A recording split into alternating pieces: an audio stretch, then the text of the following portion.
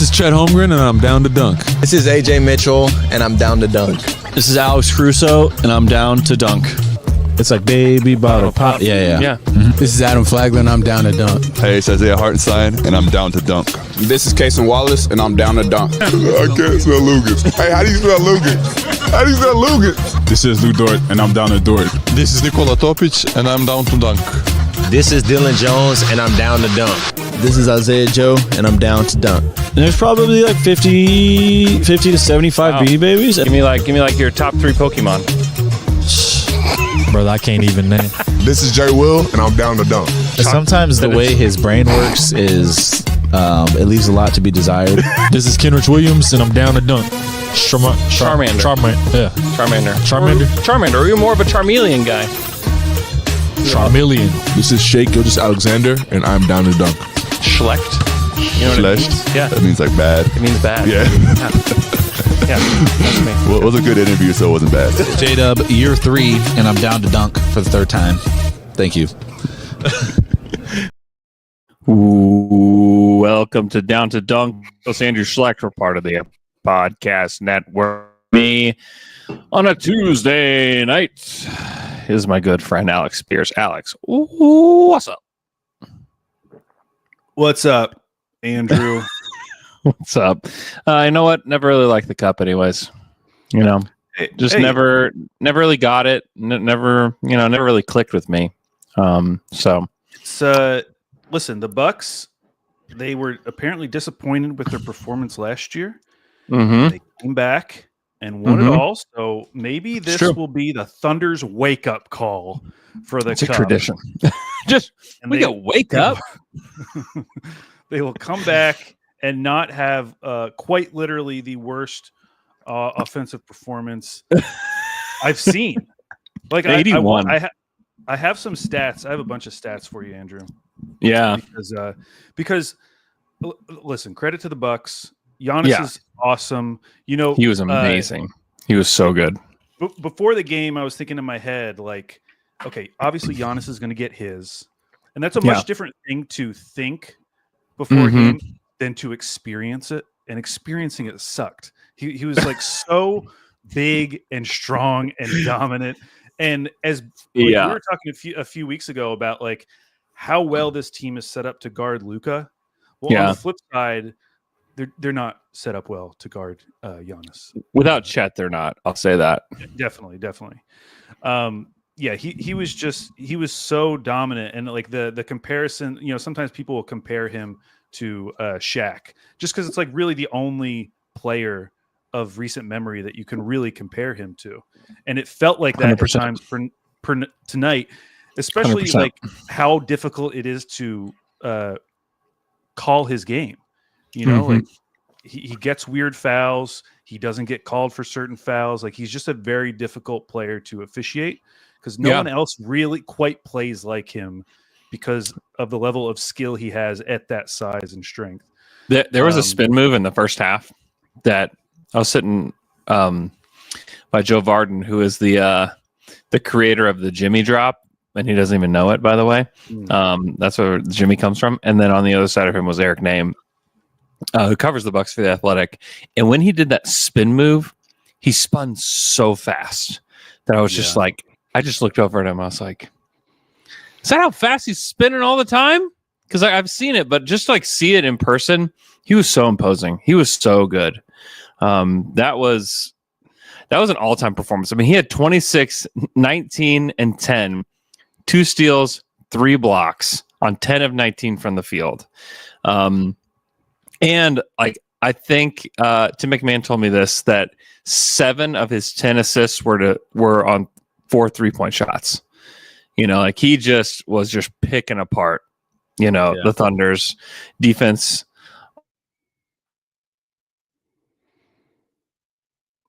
Oh no. Andrew has frozen. Go into the chat. It was amazing. The chat. Oh, you're back. Am I back? Shoot. Okay. And he was amazing. He looked like the best player in the game by far. And so, Giannis is a monster. Yeah, so that part of it wasn't surprising, even though it wasn't fun to watch your team get destroyed by one person. Yeah. But the part that bothered me defensively, because overall, I mean, they were pretty good defensively. Like I think the Bucks put up a 101 offensive rating, which like they scored under 100. Yeah, they scored under. Like I think the defense overall was fine. The thing that disappointed me though defensively is before the game, I'm thinking to myself, okay, Giannis is going to get his. But on the flip side, I was thinking, okay, with these perimeter defenders, like Dame should have a rough game. Like, there's no reason why Dame should go off in this game in any way when we have so many different elite perimeter defenders we can throw at him. And it just didn't really matter. It didn't matter in the way I felt like it should matter. And I still feel that way. Like, I still feel like they are well set up to guard Dame. But he got free a lot. He hit a lot of his threes. I think he had 5 threes in the game. And, you know, I think if they had been able to hold him to the type of game I was imagining in my head, even with a bad offensive performance, I think that game could have been pretty close. But when you had both of those guys having a good game and you combine that with what happened on offense, it was never going to happen. And it was disappointing because that first half, as bad as the offense was a super fun game. Yeah. Like, I mean, the crowd wasn't into it. You know, it was a weird game, a weird vibes game. It's just weird. Like the whole thing is weird because like the crowd was into it, but the fact is like only half the crowd can be into one thing at a time. You know? Yeah. On TV, it sounded like nothing. It actually felt a little bit better in the arena than it probably did on TV. But that was a great first half. Like that was a very fun first half. It was super competitive. It felt like regardless of the crowd, the guys were into it. Like the players on the court were playing hard. It felt like a meaningful game for them. And so you go into that half and you're thinking, okay, if they just, I mean, I tweeted out a stat. If they had hit 29% of their threes at half, they would have had a double-digit lead.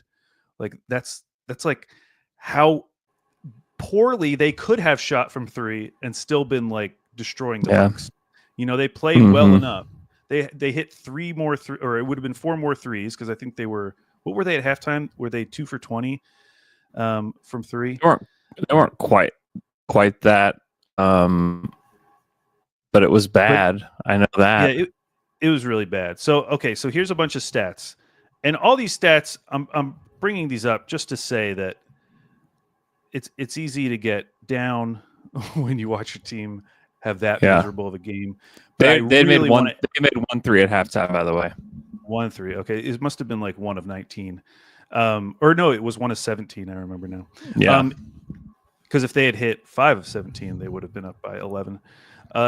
So this is just to point out how much of an anomaly this game was offensively.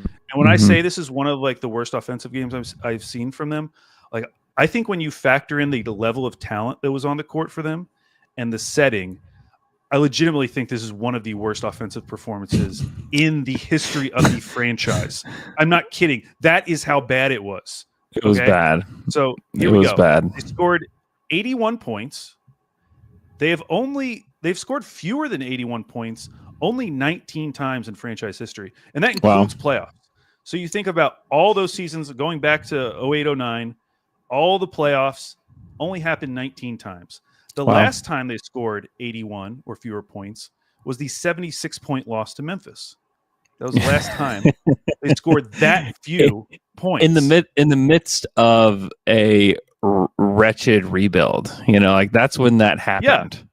Yeah. They shot 33.7% from the field.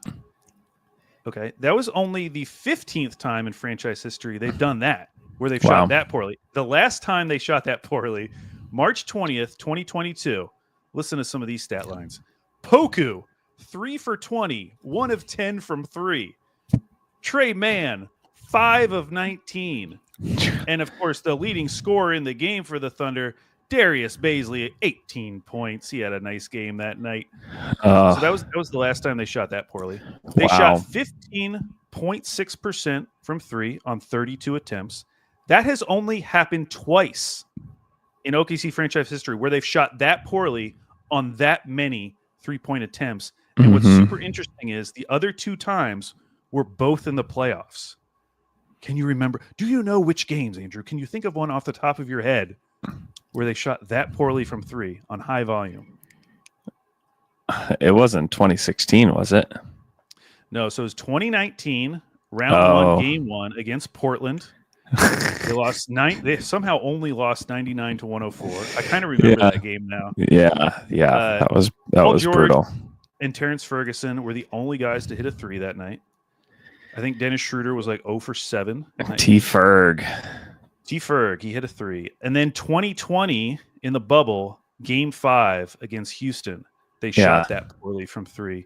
That was actually their worst 3-point shooting performance ever, basically, if you account for volume, because they took like 42 threes. They lost 80 to 114. They forced 19 turnovers tonight. Yeah. While only turning it over 10 times, but the Bucks had more points off of turnovers.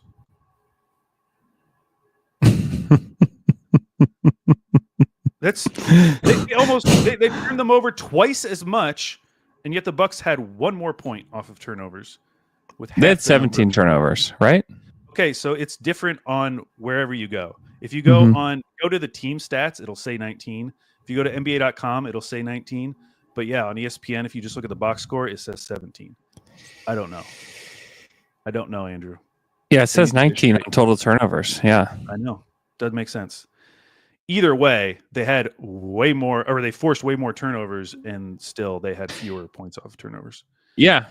Caruso had like 2 steals, like immediately coming to the, that wasn't the problem. That's not the problem. OKC was +4 on free throw attempts. That has only happened twice this season. Yeah. Like, finally, they get to the line more than their opponent.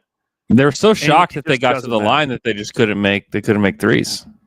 They're just like too surprised. Just too surprised. And then overall for the game, 83.5 offensive rating. Their lowest this season before that was I think the first game of the season against the Bulls. It was 91. 91. Wow. And it was 83.5. Significant difference. Hey, you know what's good? This game doesn't count towards stats at all. This is not. That is true. It's I realized it's very hard to find NBA Cup stats. Yeah, it is. Like if you try to look at them going back, you can get to them, but it's not like super simple. So hopefully people just forget about this. It's not a big deal. Listen, I'll remember the Bucks win. Doesn't count to the Who did they record. play? I don't remember. Who knows? The Bucks are really good. The Thunder are really bad. I did ask Mark. And like none of this stuff matters all that much just because they had such a bad shooting night, and like you did a really good job of like laying out like what an anomaly this was, like shooting the basketball. But like I asked Mark about like what his thought was about putting Isaiah Joe in the starting lineup instead of Kaysen Wallace, because in my head I was thinking, okay, Kaysen guards Dame. And then you use a combination of J-Dub and Dort to guard Giannis. Like, that makes sense in my head. You're not taking a ton off the table offensively.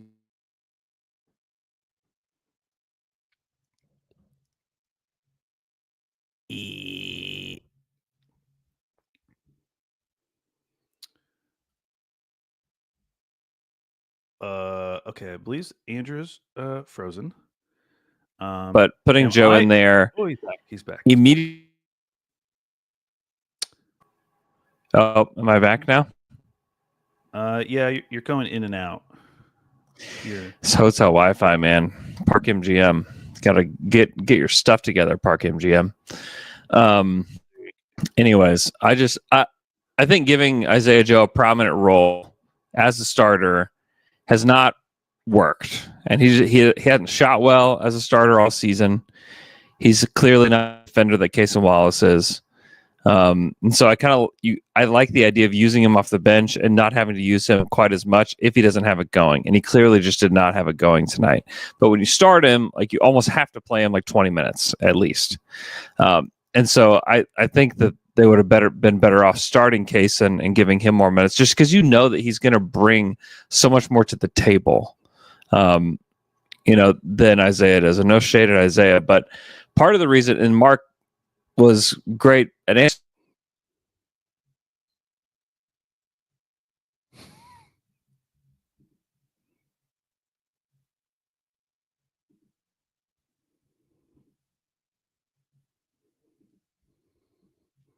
Middleton wasn't playing in this game until okay, my back again. Al, Yeah, will you? I asked questions Twitter. You're not on Twitter though. You just let me refresh. I can log into Down to Dunk. Yeah, log into Down to Dunk. Go check out some TQs. I'm gonna be right back. I'm gonna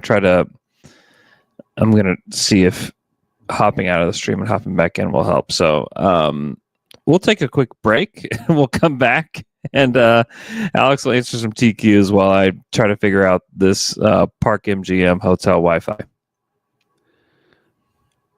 All right. First question I see is from Billy Hun. Need to start thinking about trade targets. Man, I have a lot of thoughts on trade targets.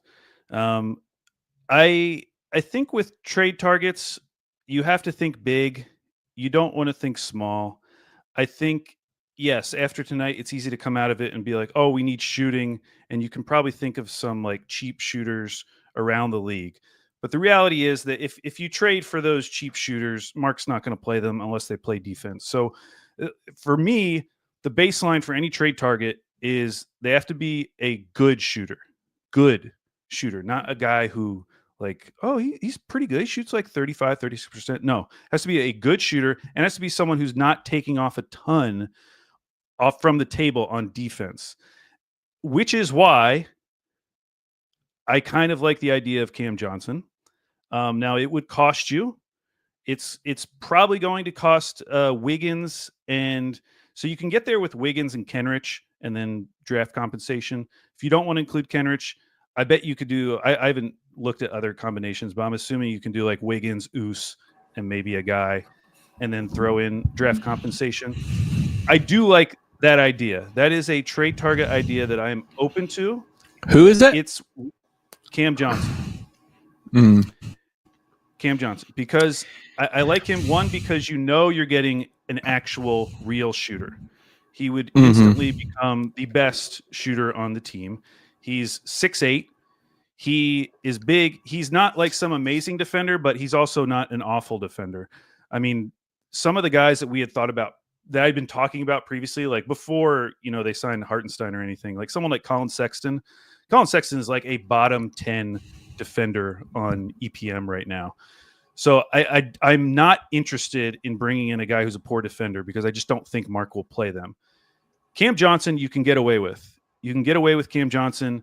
He's big. He shoots threes. And his contract is not bad at all. Like, it does go into that third year when Chet and J-Dub's extensions would kick in.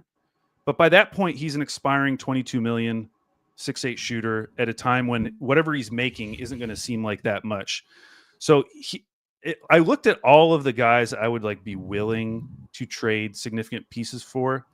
He's the only one to me that feels realistic and feels like it would actually make a difference. I think there's a lot of guys you could trade for that wouldn't make a difference in the grand scheme of things. But he's the one guy I like. Cam Johnson. All right. Next question from OKC Dad at TJ Shannon 87. Did we respect the cup too much and cause ourselves undue grief? Please tell me it doesn't matter. I mean, I will admit that I texted our group chat during that first quarter when things were going fine. I mean, they weren't shooting the ball well, but it was a good game. And I was telling them that I wasn't as locked in for this game as I thought I would be, and that maybe I was just really interested in beating the Rockets and the Mavs. Like, after beating those two teams, I will be honest, the opening of this game and watching this game, I wasn't feeling a ton. It did not feel like an important game on TV. other than the fact, as I mentioned, like all the guys were playing hard, but it did not feel like an important game. So did we respect the cup too much? No, because we didn't end up making our respect the cup shirts too early. So thankfully we have delayed those until a much later date. Yeah, it was a good call. That was a good call. Next question from Zach Kirby. Is there any word on why Wiggins was limited to only 6 minutes tonight? Any thoughts on that, Andrew? Only 6 minutes for Wiggs. Yeah, I mean, I think that Wiggins, when you think about like wing defense, like they needed help out there toward the end of the game, and I think you needed to have guys like Caruso, Dort, and Kaysen out there. And when you're playing those three a lot of minutes, it's hard to find minutes for Wiggs. I mean, I think it's as simple as that. I was trying to make this point earlier because I did ask Mark about why he started Joe over Kaysen, and he said he believed that Chris Middleton was going to play in this game, and so he wanted Kaysen to guard Middleton off the bench, and so he did want to inject some more shooting into the starting lineup with Isaiah Joe. Thought Middleton was going to play. By the time, I mean, it was not long before tip that everybody learned that Middleton wasn't going to play, and so they went ahead and stuck with Isaiah Joe. And also, Mark talked about the third quarter where they scored 14 points in the third quarter, which like has got to be one of like the worst quarters of all time for the Thunder in franchise history. It's probably like another one of those like crazy numbers that you were rattling off. But he talked about how he feels like he could have done a better job getting guys loose and everything. But also, when you're shooting this poorly, there's just not a whole lot that you can do. So I'll say that. Yeah, go ahead. In that first quarter, they were running so much offense through Hartenstein, and it was pretty good. Like he was automatic on the floater. I think he started out great. 5 of 5. Mm-hmm. Yeah, he was great. Even though they weren't shooting the ball well, it did feel like they were generating good looks, and that completely flipped in the second half. Yeah, like, it did. Everyone was. I saw a lot of people online talking about the Bucks defense, and I absolutely give them credit in the second half. The first half, for me, it really just felt like the shooting was the biggest thing. In the second half, I could see it because there were a lot of plays around the basket where they just could not get anything going. Totally. I mean, a couple of those Giannis blocks, the Giannis block on Hartenstein, I think whenever that was in the fourth quarter, I think. Yeah. That was incredible. There's another one on Caruso too, where he hit the ball off of Caruso's head and it went out of bounds. It was just like, oh boy. Like that is probably like emblematic of like the entire, like how that entire game went. The one thing that I would caution everybody with, and certainly Thunder fans with, and I'm sure that you guys already know this, but like making sweeping judgments off of this particular game is just not a wise thing to do. I remember people were making sweeping judgments off of this game last year in the in-season tournament, talking about if the Lakers can be contenders again and all that. And like it could mean that the Bucks are back, and that's great. Also, like the Thunder certainly did not play great, and certainly Giannis exposed some things about this team. But also, if the Thunder just made a normal amount of threes, they probably win the game. And so I would just caution everybody about making sweeping judgments about this game with the Thunder and like what they are and aren't capable of, just because it was a strange shooting game. And so, I mean, they just beat the Rockets and the Mavs in back-to-back games. Yeah, like those are two top 4 seeds in the West. Those are both really good teams. Those are the teams that they really need to worry about when it comes to the playoffs. Like, yeah, if they meet the Bucks in the finals somehow, that will be an issue. But like, I'm way more impressed with what they did in the run-up to this final than I am disappointed that they shot 15% from 3 in this random game. Like, they had a historically random bad shooting night for them that affected the way we feel about this. But those previous 2 games, like coming out of those games, I was like, wow, they're dominant. Like they dominated those 2 teams. Like Houston does not have the offense to hang with them. And then Dallas, like I said previously, like they're so well set up to guard Luka. even though he is good. They're so well set up to guard him. Those two things are way more important to me than them ultimately winning this game. Now, would it have been very fun to have an NBA Cup title? It would have been very fun. I had a couple of videos. This would have been so fun. I had 2 videos locked and loaded, ready to we fire had a shirt away. design locked and loaded. Had a shirt design locked and loaded. We had so many things ready to go, and never see the light of day. So, yeah, it was a bummer, like no doubt. But no, please do not like I mentioned. It's fine if you want to start talking about trades. That's fine because I think this team is positioned really well. Like as long as they have 100 picks, yes, we should probably talk about trades because I always the thing I keep coming back to is like they're obviously a contender. Right now they are clearly the best team in the West. Is there a move out there that could get you to the level that the KD Warriors were at, where it's like you are the favorite for the whole league by a decent amount, and obviously you can't add someone like Kevin Durant. I mean, I guess you theoretically could, but you can't add someone to that level. But like as much of a favorite they are in the West, there's still a lot of people who would pick Boston. Like I feel like more people. Yeah, I think for sure. Yeah, they are not the overwhelming favorite of the NBA, and so I think if there's a move that can get you closer to that, then you have to think about it when you have all these picks. Yeah, but looking at this game and getting super down on this team when they just beat the Rockets and the Mavs, like those were 2 huge wins. Those are 2 of their best wins of the season. Yeah, they were so good in those games that I'm just not gonna get on that path. And they're still 20-5. You know, 25. This doesn't count toward they don't have 6 losses. Go look at the record. Go look at it tomorrow. It's not going to be there. Sons of Thunder asks, where does Dame rank on all-time Thunder villains list? I struggle with putting him on the villains list. I just don't. I don't feel like a lot of. Listen, not a villain. He's a hero. He is a hero. Honestly, he kind of is. He is one of the Thunder heroes because if not for the Dame bye-bye wave, we would not have this team. This team would not be here. They might have run it back if they had made it past the Blazers in that series. I honestly think because listen, remember that summer? They didn't even plan to really do the rebuild from the beginning of the summer. They signed Alec Burks and Mike Muscala to add to that team, and they later let Alec Burks out of his contract because they believed that they were running it back. And so Shea would not be on the Thunder. 100% would not be on the Thunder. And the Clippers probably just flat out wouldn't trade him if they knew that he was going to be this good. And you started to see a little bit more of that in year 2 from him. He'd probably be a Clipper right now. So Dame is an absolute hero because Shea and J-Dub and like maybe the Thunder do tank and they get Chet somehow magically, but I can just tell you like Shea and J-Dub would not be on the Thunder if not for Damian Lillard. So Dame is a Thunder hero. Okay, so that answers that question. Not a villain. No.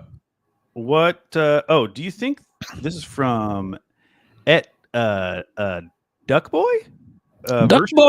Version 2?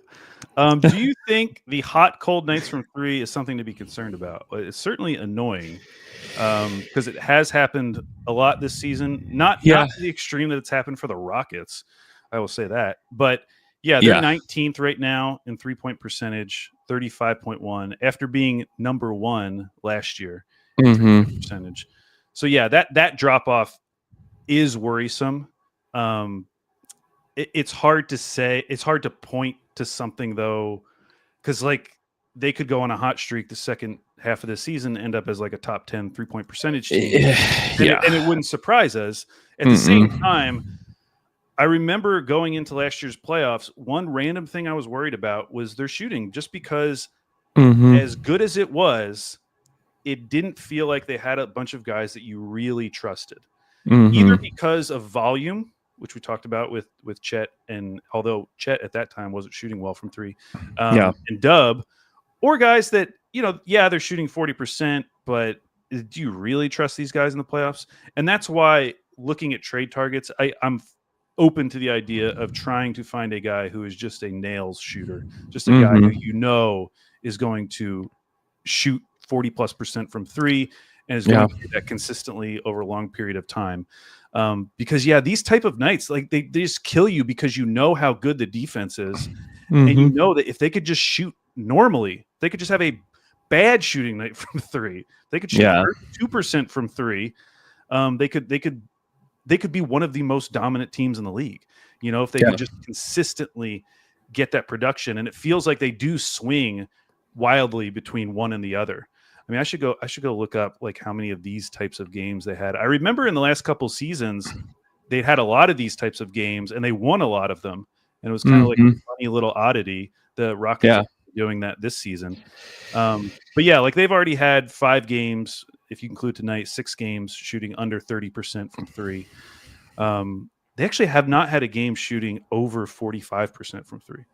Wow. So that is kind of crazy because I mean they had games last year where they shot like 50% from three. Oh yeah. They had a game last year where they shot 61% from three. In fact, they had 11 games where they shot 50% from three or better. Yeah.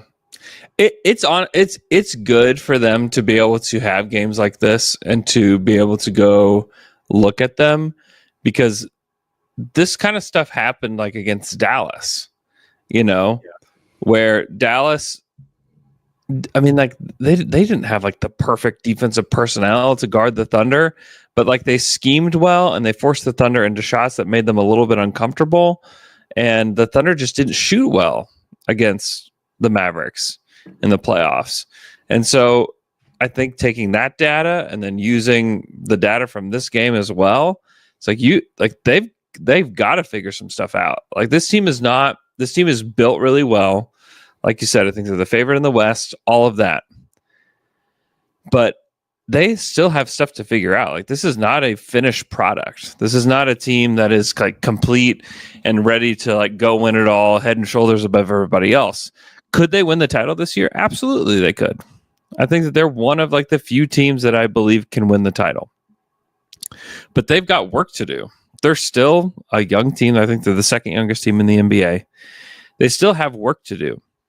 And experiencing this kind of stuff can be helpful later on. While not fun at all, trust me, not fun. And not fun for the L-Man who flew all the way here. Poor L-Man. From OKC. L-Man, Rob Dog, Jake, all flew here. Not good. So, but for the team itself, this is going to be something they'll probably go back to, and obviously not like the crazy bad shooting, but just like maybe discovering why some of them is just shot variance. So there's nothing you could do about it. You could say that for a big chunk of them. I think that they shot a lot of wide open threes that just didn't go down, but then trying to figure out some of the other stuff on offense, I think it's really important. I mean, it's very, very important because this was a high pressure, playoff type game. And the fact that they laid a huge egg, I think is not insignificant. I don't think that you need to make sweeping judgments like we talked about earlier, but I do think it holds some significance in that there are things to learn from it. And there are things to gain from seeing them play like this. So, I do think like they're extremely focused on figuring out how to get better and what to do from there. And so I think that it could end up being like one of those things that ends up being a good thing where they, get to the playoffs. It's like, we learned a lot from this game because yada, yada. So, so I do think that it is good, for them to see this, because I do think that once you get to the playoffs, you're going to see teams really scheme for you that have time to kind of throw everything into one game or into one series. So that's, I do think that it could end up being a good thing, especially kind of a wake up call for the coaching staff in some ways.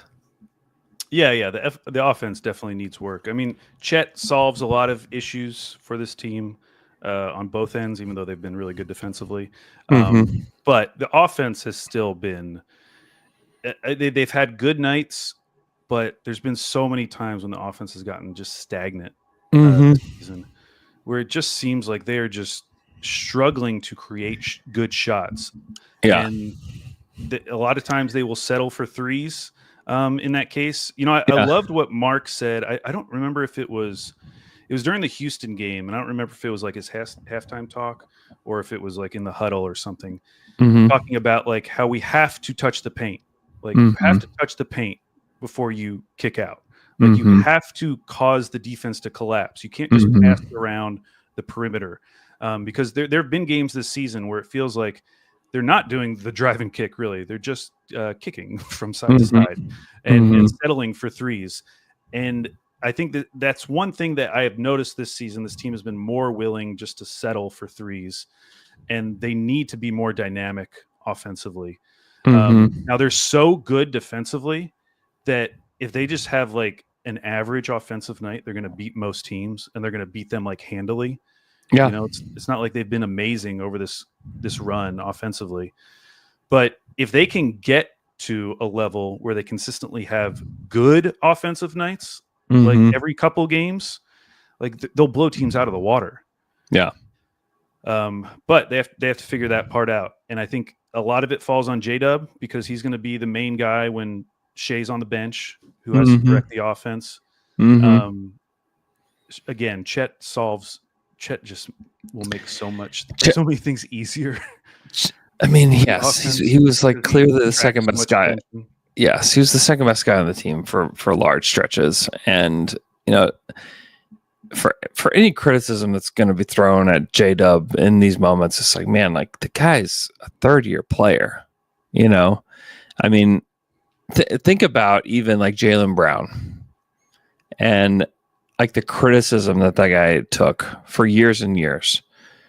Everybody made fun that he like doesn't have a left hand and he doesn't do this, he doesn't do that. The guy just won the finals MVP and was the best player in the NBA Finals. Like you've got to give these guys some room to get better. J-Dub is a very good player. He's having a great year. I think he's all-star worthy. I think he's been amazing. But I've seen like some criticism of him, and it's like, come on, like don't do this. Like don't do like the grass is greener on the other side thing with him. Like, and I don't think many Thunder fans are doing this, but it's just like, man, like let these guys grow. They have to grow through these experiences too. Like they have got to figure stuff out too. I think the coaching staff has to help them, but overall, like they have to do a better job. And you have to go through it a lot of times. It's very rare that a team and it's why there's not really a historical comp for this particular Thunder team, because it just doesn't happen. Like guys have to go through it. And so it's cool to get an opportunity to kind of go through it mid-season and to get to feel that mid-season. It could pay dividends down the road for somebody like J-Dub, who's a player that is still learning and growing and figuring out who he is as an NBA player and who he is as like a all-star level player. Like he's still a work in progress, even though he's already really good. And the same will be said for Chet, and the same could still be said for Shea. And so that's just kind of where they're at. But the team is just so talented. The defense is just so good that I think our expectations just go through the roof. But there's still a ways to go with development for some of these guys. I honestly think it's a good sign that if J-Dub gets criticism, because that means that he has reached a level where there is an expectation of him. Like the fact that they were talking about him being an all-star caliber player on the broadcast tonight, like he's reached that level. Like people are going to seriously be considering him for the all-star game. He may or may not make it. The West is really tough, but like he's at that level. So with getting to that level comes criticism. It comes for all of these guys, or Sabonis, like De'Aaron Fox, like all those guys who have not won a ring or not had significant playoff success. Once you get to that level, like the criticism is going to come, and it's about how you adjust your game to get better. So I'm fine with it, because it's like he's by every other mark, he's like way ahead of schedule. Mhm. We would have never thought he was going to be like a potential all-star by year 3. Mhm. So that all is Yeah. great. Now for him to like truly be a number 2, let's say number 2 offensive player on a Mhm. championship team, like, yeah, he does have a long way to go. Like Mhm. he's got to get better at kind of leading an offense, directing an offense when he's on the court and Shea's not out there. And maybe that ends up being another player. I'll bring him up every podcast. Topic, you heard about this guy, Topic? Maybe it'll be Topic. But like regardless, like he's going to get better at those things. I still think he's way ahead of schedule. But yeah, that is, he's not to that level yet. And I think that's okay for right now. He is okay. not ready to be that level of like championship number 2 offensive player on a team just yet.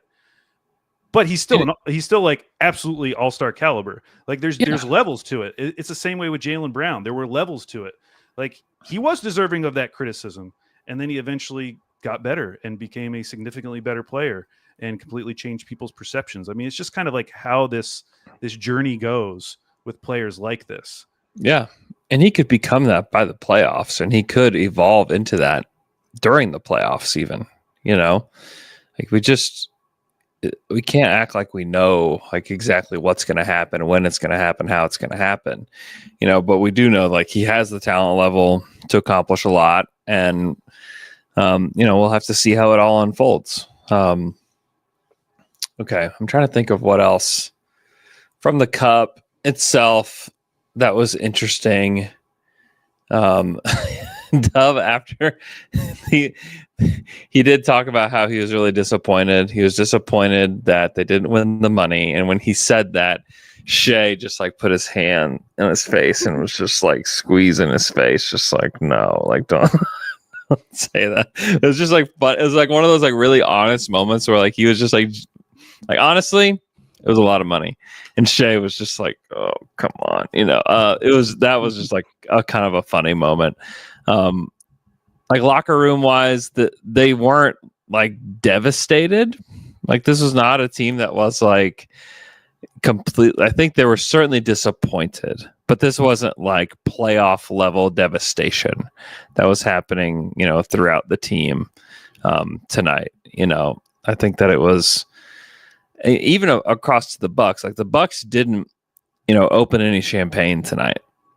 Yeah. They talked about how they were very focused on the rest of the regular season, and we're not going to celebrate like that. And part of it was like they would like to celebrate a championship, and so they're not going to celebrate this like it's a championship. They were certainly pumped and excited. It was fun watching Giannis kind of dance around the court, holding the cup, and getting the MVP. Like it was cool. And they sprayed confetti everywhere. It was really cool. It was really cool to see, and you could see how in the future this could actually be a thing that teams like continue to care about moving forward. I think that logistically there's a lot of things that need to work out. We've talked about it on this show, and I've talked about it on a lot of different platforms about how like the Thunder, they're leaving at 10 a.m. to go to Orlando tomorrow. And they're traveling east, which is tough. They have to play on Thursday. Disgusting game. It's going to be so gross. It's on national TV, by the way.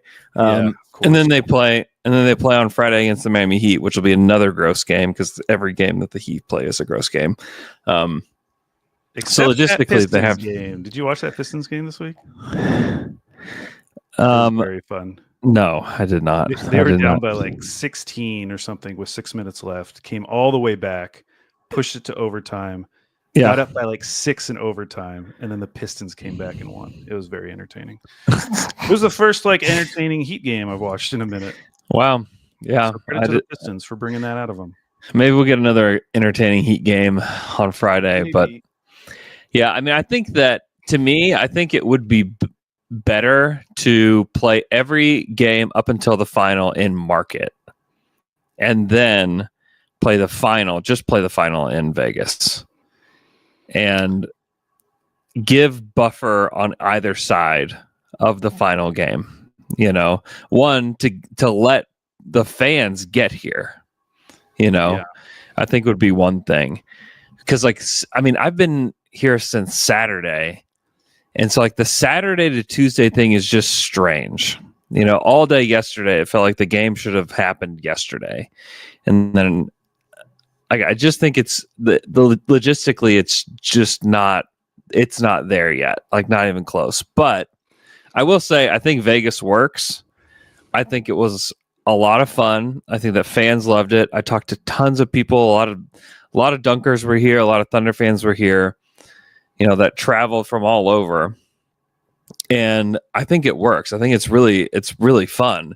But I do think that if you just had it where people just had to be here for like a couple days, you have like 2 days, you know, in between the cup final and then what would be the next game. And maybe you just flex those games out.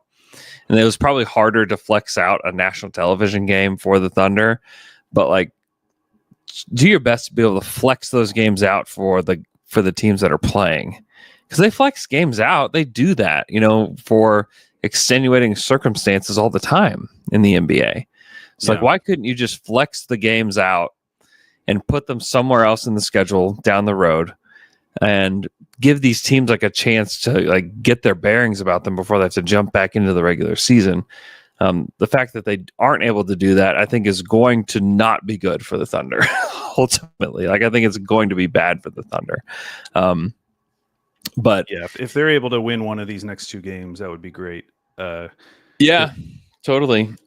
I mean, we saw what happened last year with the Lakers. Like, they won it, of course, but they kind of fell off after the NBA. They had a big in-season tournament hangover, you know. They did.